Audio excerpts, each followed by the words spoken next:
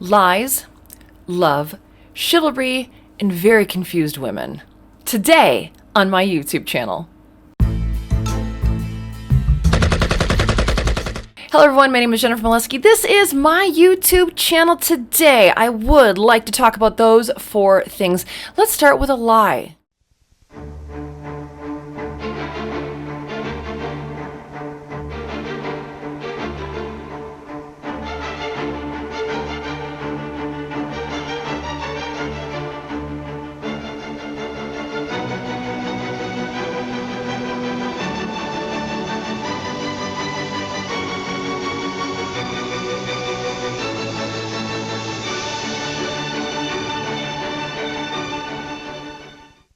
Now, I first became aware of the De Beers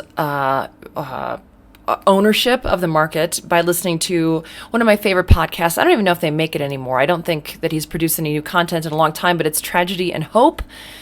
Oh, it's so good, but it's very time intensive. You're talking 9 to 16 hours per podcast, so you really have to delve it out within days. Anyway, this particular podcast that I listened to was about De Beers and how De Beers got started. It was a mining company, but before he could buy his own mines, he would rent out mining equipment until he could raise the funds, and then he would buy the mines, and then he partnered with people, and anyway, he cornered the market. Now, in the beginning, diamonds were only worn by monarchy, aristocrats.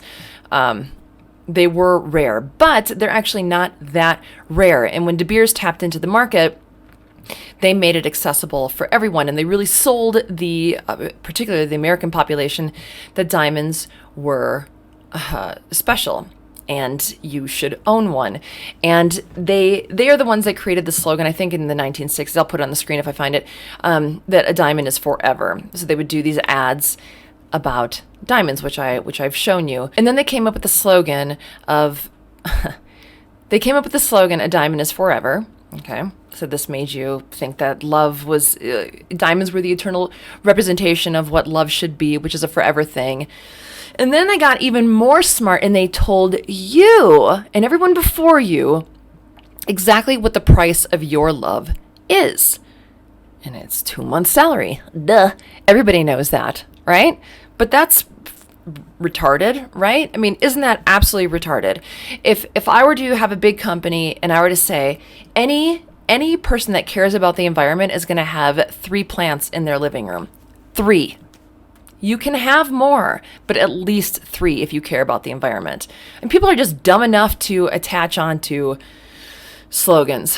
We're dumb. Minds are malleable. We see this with young Greta and everyone. I mean, my mind is malleable too. I watch too much Downton Abbey. I get much more demure. Anyway, Stefan Molyneux talks a little bit about what a ring is. And I believe that most men and most women, okay, well, first of all, if you're talking to a woman or a man is talking to you, typically the first thing, if they're attracted to you or if you're attracted to them, the first thing you look for is ownership, okay?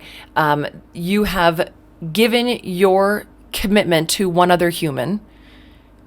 You own them, they own you. Now, I know that's not very good verbiage, but you've decided to go into partnership and be loyal. So when you see a ring on somebody, it's too late.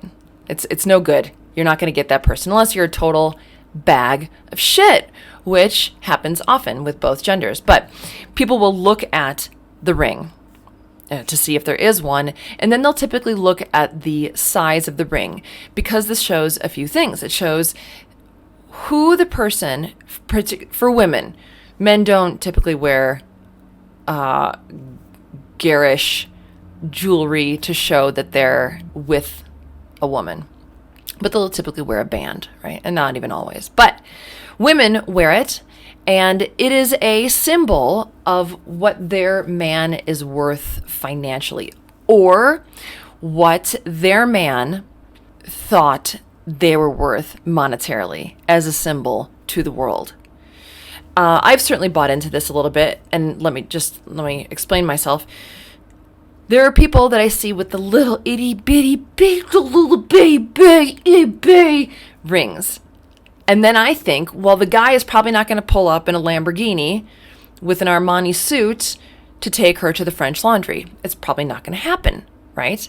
So this is showing a rough sketch of potentially what the man can bring to the table financially. But it works, right? I mean, it's an effective tool. If you have a lot of money and you're in love with a woman and you're going to marry them, you're probably not going to give them a piece of shit ring, right?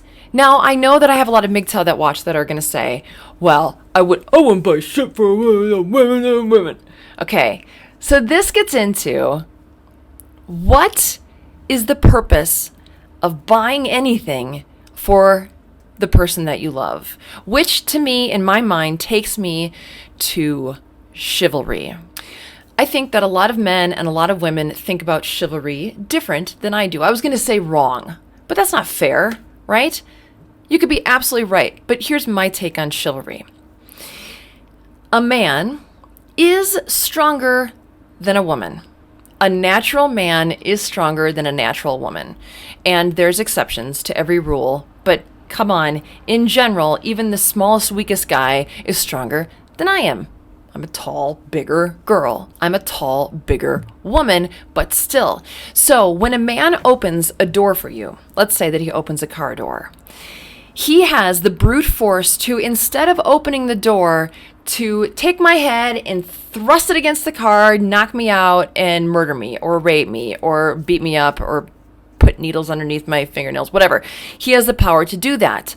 But instead, he is showcasing to the woman, I have this brute force. Let me do this thing for you. Let me use my physical strength to show you that I'm not going to harm you. Instead, I'm going to do something nice for you. When he opens a door for you, that's just the physical strength aspect to me of chivalry. Oh, I'll take the trash out. I'm stronger. I will. Oh, there's a creepy person at the door, like happened to me a couple nights ago. So I just have my Doberman and my gun, okay? But if there was a guy, then he would go to the door and see Sketchball McGillicuddy at the door. Why? Because he is stronger and he's going to show, hey, I have all this force. Instead of knocking on your door and doing you dirty, I'm going to protect your door and protect you from dirty. Okay, so those are the physical. Then I think about, and some of you guys are absolutely not going to care and think this serves me right for going out on a date, right? But I went on a date, oh God, a couple of years ago with a man, and we sat down at a restaurant, and it was nice right off the bat. We're having a good time and laughing and joking and getting to know each other. And he says, have you been here before? I said, yeah, I love this restaurant. This is a casual little Italian restaurant. And he said, is there anything good here? I'm from Wisconsin. I love the fried mozzarella. So I said, the fried mozzarella, I think about it all the time. It's like the best. And he was looking at the menu and he said, oh, the bruschetta looks good. I said, it does look good. He said, what are you in the mood for? I said, like I said, I think about the mozzarella all the time, but whatever, it's up to you. So the waitress came up and she said, what would you like? And he looked at me and he looked at the waitress and he said, we'll take the bruschetta. Okay, it's not the end of the world, right? But it's so funny that he asked me what I wanted and then he got what he wanted. So for me, again, chivalry is saying, like, I can command, so I'm going to not in every instance. I'm going to show you that I am gracious. Now, also with money, there's a lot of men that are upset that men spend money on women. There's a lot of women who are upset that men spend money on women.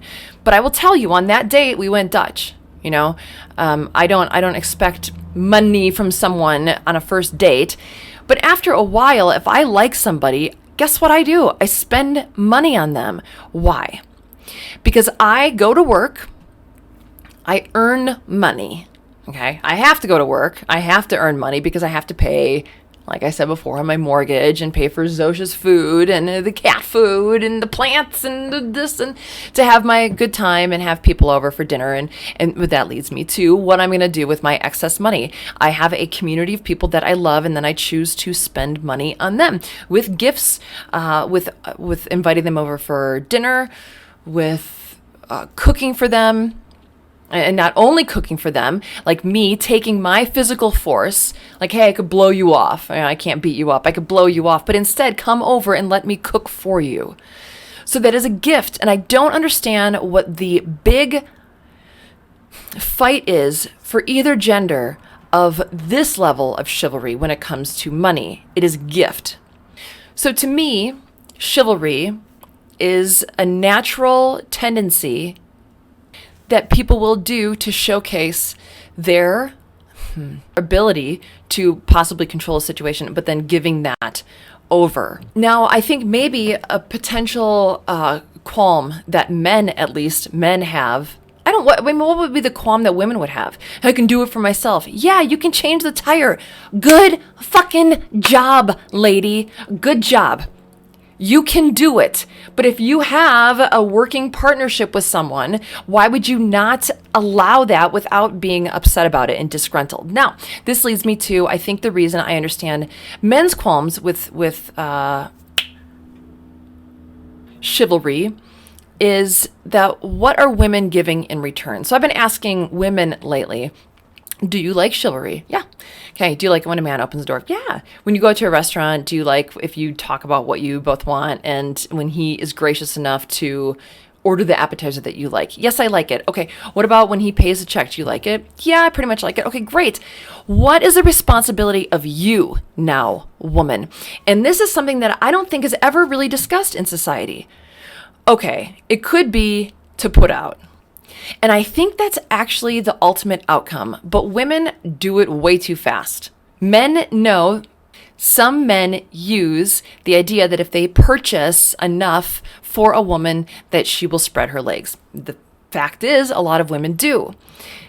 But you are courting. Okay, so you're spending time with that person. Now, if you don't want to go on a date and spend money, fine. You can go for coffee, you can go for a hike, you can go for a walk, you can sit in a park, you can feed the ducks. There's a million things you can do to get to know someone. But some people like to go out to eat. Like when I go on a date, I will absolutely go Dutch, and I've picked up the tab many times on dates throughout my life because I want to go out, and sometimes I want a couple glasses of wine and I want more than one appetizer to try, and I don't want to put the burden on them. Anyway, I digress. But some men want to go out for dinner, so that's how they are going to choose to spend time and get to know a woman. The woman should not, I don't think, put out right away. But anyway, getting back to the point, what is the responsibility of the woman as a gift? So the man has all this power to open the door, and the woman has the power to what? I might need some help here because I've only come up with a few, okay? I would say kindness, honesty, graciousness, fair-mindedness. And what I mean fair-minded is if the date isn't going well, or if at the end you are on the fence, to say it out loud. I don't really know how I feel about you, or I didn't enjoy your company or whatnot. Now, oh God, geez, I'm just all over the place now. On a separate note, as a woman talking to women, if you go on a date with someone and you don't want to see him again, pick up half the fucking check, because it costs a lot of money for men to go on dates. So if you're not going to see him again and the courting is over, pick up your end of the check. And a lot of guys will decline that, but to offer, I think it's a very nice move. So graciousness, right? Fair-mindedness. And then as you approach a relationship, delicacy, letting them be, I keep forgetting the word, I want to say chauvinistic.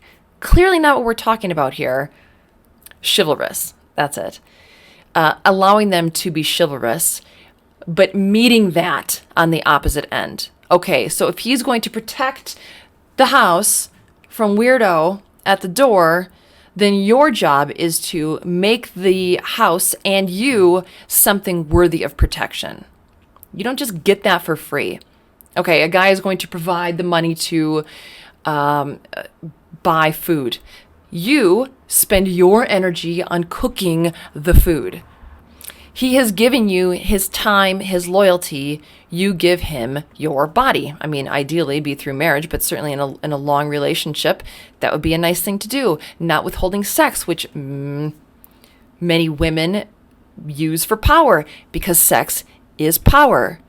Last Friday, Milano tweeted this, quote, "Our reproductive rights are being erased until women have legal control over our own bodies. We just cannot risk pregnancy. Join me in not having sex until we get our bodily autonomy back. I'm calling for a hashtag sex strike. Pass it on. It is a physical extension of what a woman has the ability to provide, shall we say. Okay, next up, Trump is horrible. Let's rename that to women are absolutely confused. A couple months ago, I went to the Broadmoor, which is a resort here in Colorado Springs. And it's up there in the world of resorts. Anyway, I like to go there sometimes. They have nice fire pits and a lake, and I like Manhattan. So I went there with a friend, and we met a lot of people. But the first couple was in their 60s, early 70s. And the gentleman really wanted to have a conversation, and the woman was just a little stuck up. Okay. She had on a very big diamonds, very well dressed, very well manicured, poise. Okay. So she had money. She told me why she hates Donald Trump. Believe me, this is the worst story you're ever going to hear about Donald Trump. When she was I can't remember how old she was, when Trump was dating Marla Maples, or married? Dating at least, right? Her and her friend, her being Snooty Pants, and her friend went for coffee at one of Trump's restaurants. And it was before her friend was going in for cancer treatment or a diagnosis or something, but they were there for health reasons. Snooty Pants' friend was dressed pretty snazzy in a more fitting outfit and a little revealing, and she was a very beautiful woman, so says Snooty Pants. And when Pretty Pants got up to use the restroom, Trump was walking by, nodded at her, and checked her out. So he went up to the maitre d', he being Trump, and the maitre d' comes up to Snooty Pants while Pretty Pants is in the restroom and says, "Excuse me, Mr. Trump would like to buy you and your friend a drink." And Snooty Pants said, "I just didn't know what to say.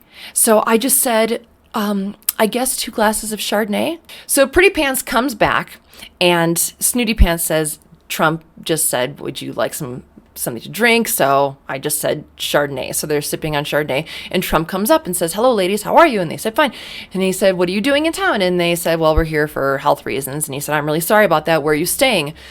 And they said, "The place across the street." And he said, "Okay, wonderful, but please allow me to buy each of you a very nice room here at the hotel. I'll take care of everything just so you have a nice stay." Okay. And I said, "So what did you do?"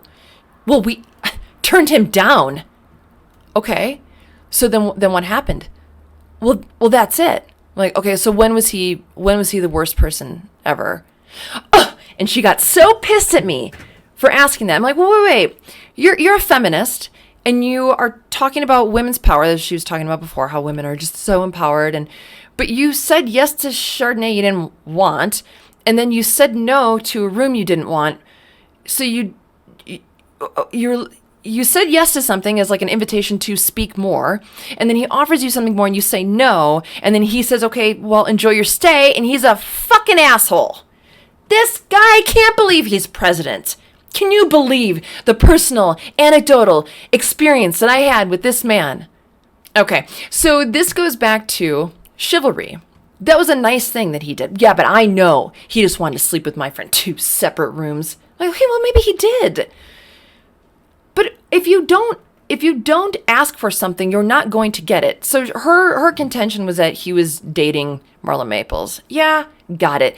Okay, we'll never know if he wanted to be skeezy and if he would have sent room service or offered her dinner or something like that. I don't know. That never happened, but she projected into the worst possible thing ever. But my thing is, as a chivalrous person, you give what you can or what you're able or wanting to give to see if you can get what you want. I don't understand the crime in that. I always tell my friends or anyone who bitches about Louis C.K. getting in trouble for jerking off in front of women. Okay, he said, "Hey, ladies, I really like to do this thing.